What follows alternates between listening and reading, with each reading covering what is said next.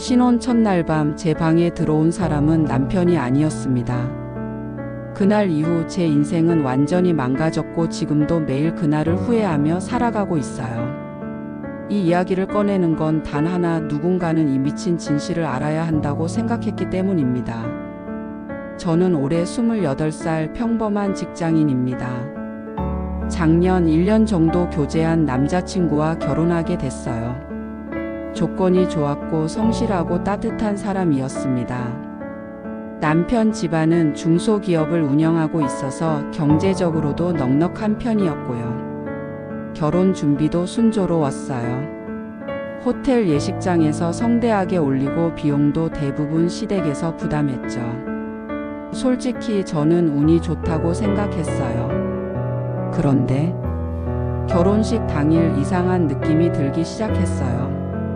시어머니는 저를 피곤한 눈으로 쳐다봤고 무엇보다 시아버지의 시선이 자꾸 저를 훑는 듯 했어요. 처음엔 기분 탓이겠거니 생각했죠. 하지만 그게 시작이었어요. 결혼식이 끝나고 호텔 스위트룸으로 신혼 첫날 밤을 보내러 갔어요. 남편은 술을 많이 마셔 금방 잠들었고 저는 샤워를 하고 나와 조명을 낮춰놓고 침대에 앉아 있었어요.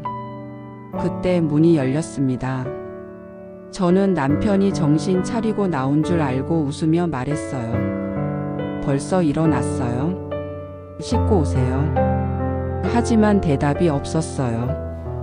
이상해서 조명을 켜고 고개를 돌렸는데 문 앞에 서 있는 사람은 남편이 아니었습니다.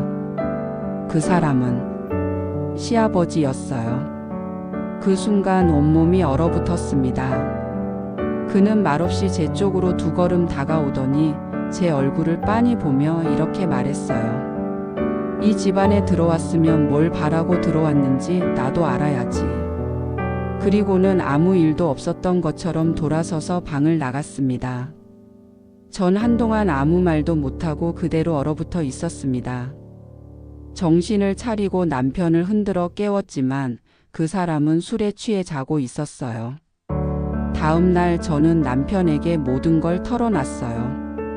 그런데 남편은 아무런 말도 없이 그냥 방을 나가버렸어요. 그리고 그날 밤부터 저랑 같은 방에서 자지 않기 시작했어요. 며칠 후 시어머니가 저를 따로 불렀습니다. 그리고 담담하게 이렇게 말했어요. 애 낳기 전까진 참으렴. 다들 그렇게 살아. 그 말을 듣고 깨달았어요. 이 집안은 다 알고 있었던 거예요. 남편도 시어머니도 이 집은 전부 썩어 있었어요. 그런데 저는 거기서 도망치지 않았어요. 왜냐고요? 겁이 났거든요. 도망쳐봤자 아무도 믿어주지 않을 것 같았고 그냥 참고 살면 나아지지 않을까 그랬어요. 그러던 어느 날 몸이 이상했어요. 병원에 갔더니 저는 임신을 한 상태였습니다. 그래도 그 순간만큼은 기뻤어요. 내 아이가 생겼다는 게 한편으론 희망처럼 느껴졌거든요. 남편도 시댁도 환하게 웃으며 축하해줬고요. 그런데 산부인과에서 의사 선생님이 이런 말을 했어요. 남편분은 불임 치료 중이셨죠?